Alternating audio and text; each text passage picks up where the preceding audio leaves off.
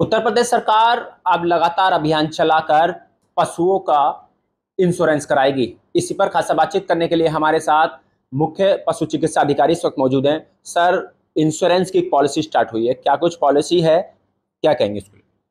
ये पॉलिसी जो है पशुपालकों के लिए बहुत हित में है। कई बार कैसा ऐसा होता है कि पशुपालक जो है उनके पशु जब मर जाते हैं तो जो उनको क्षति पहुंचती है उसकी पूर्ति नहीं हो पाती। इसलिए सरकार ने बीमा योजना पशुओं के लिए चलाया है और इस योजना का नाम है राष्ट्रीय पशुधन बीमा योजना। इसमें केंद्र सरकार 51% प्रीमियम पे सहयोग दे रही है, मतलब अनुदान दे रही है। 34% राज्य सरकार दे रही है और 15% प्रीमियम का जो शेयर है केवल पशुपालक को देना है। और यदि उसका पशु बीमा के दौरान यदि कोई मृत्यु हो जाती है, यदि वो सही तरीके से अपने पशु की देखभाल करता है तो उसे जो है उसकी कीमत जो प्रीमियम में लिखी जाती है, जो बीमा में लिखी जाती है, वो उसका भुगतान सरकार करके उसकी क्षतिपूर्ति करती है। तो सर, इसका बात करें प्रीमियम की, तो कितना इसमें प्रीमियम रहने वाला है इसका, और कब किसानों को इसमें अनुदान मिलेगा, और इसकी क्या कुछ प्रक्रिया होती है?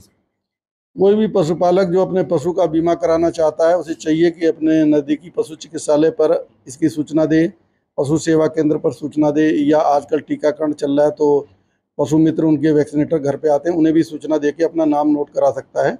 कोई भी पशुपालक बड़े पशुओं का 10, भेड़ बकरी हो तो 100 तक करा सकता है, और यदि सूअर है तो 50 सूअरों का वो बीमा करा सकता है और इस योजना का लाभ ले सकता है। कम से कम प्रीमियम 1 साल का यदि जैसे कराता है और कम कीमत, कम से कम जो है 3.98% उसकी कीमत का प्रीमियम अदा करना पड़ता है। और यदि 3 साल का कराता है, कीमत यदि ज़्यादा लिखवाता है, और कई इसमें लाभ अन्य वजह थन खराब हो जाते हैं उसका बीमा होता है, या परमानेंट डिसेबिलिटी हो जाती है उसका भी बीमा होता है, तो इसमें 10.95% प्रीमियम देना पड़ता है। तो सर, इसकी अंतिम तिथि कब है और कब से स्टार्ट ये पूरी स्कीम हुई है? ये हमारे जनपद को 4,400 पशुओं का बीमा करने का लक्ष्य प्राप्त हुआ है। इसी का हमें जो है अनुदान हमारे पास है। तो जैसे ही अनुदान समाप्त हो जाएगा उसी दिन ये बीमा समाप्त हो जाएगा। इसलिए पशुपालकों को चाहिए कि जल्दी से जल्दी संपर्क करें और जल्दी से जल्दी 1 नंबर पे अपना बीमा करा कर लाभ उठाएं। तो सर, इसमें कौन कौन से जानवर पशु जो हैं वो रहने वाले हैं इसमें? इसमें गाय भैंस है, बैल है, भैंसा है, बकरी है, सुअर है, ये सारे पशुओं का बीमा हो सकता है। किसान कैसे संपर्क करेगा? इसका कोई कांटेक्ट नंबर या फिर कुछ इस तरह के नंबर जारी किए गए हैं क्या? पशु चिकित्सालय पर ही संपर्क करना है उसको। पशु चिकित्सालय पर अपने संपर्क करें, पशु चिकित्सा अधिकारी को नोट करे, पशुधन प्रसार अधिकारी को नोट करे, या पशु मित्र हो, वैक्सीनेटर हो जो उनके घर आजकल जा रहे हैं, उन्हें अपनी सूचना देके उन्हें नोट करा सकता है। उनके पशुओं का बीमा करने वाले लोग उनके घर पहुंचेंगे। अगर जो पशु मृत हो जाता है तो उस कंडीशन में क्या करना है किसान को?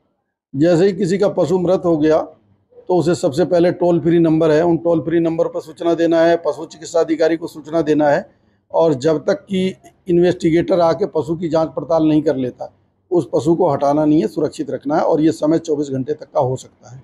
चलिए, धन्यवाद। तो ये थे गाजियाबाद के मुख्य पशु चिकित्सा अधिकारी SV पांडे हमारे साथ मौजूद थे। बीमा योजना पर लगातार इन्हें जो लक्ष्य सरकार द्वारा दिया गया है उसको लगातार किसानों के पास जाकर इसमें प्रयास कर रहे हैं कि जल्दी, ज़्यादा से ज़्यादा और जल्दी से जल्दी किसान जो है अपने पशुओं का बीमा करा सके। गाजियाबाद से दैनिक भास्कर के लिए सुनील गौतम।